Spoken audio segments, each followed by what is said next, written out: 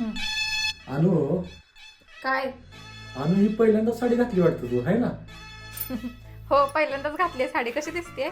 एकदम बकवास दिसते, फर्स्ट कॉपी सारखी. ओरिजिनल तर आहे का साडी? काय लाज वाटते का तुम्हाला फर्स्ट कॉपी म्हणताय? किती ब्रँडेड साडी आहे, किती महागड्या शॉप मधून घेतली. अगं असू दे, ठीक आहे ना, रागावती कशाला, मी उगाच मजा करतो तुझी. हे अनु लोनची जी हेरात आली अगं सगळ्या डिटेल्स NBFC एकदम ओरिजिनल वाटतंय अगं. फक्त थोडीशी अपफ्रंट प्रोसेसिंग फी मागा लागलीत ग. अहो, जरा फोनच्या बाहेर या. प्रत्येक गोष्टीवर कसं सहज विश्वास ठेवता हो? का काय चुकीचं आहे ग या जाहिरातीमध्ये? तुम्ही नीट व्हेरीफाय केलंय का?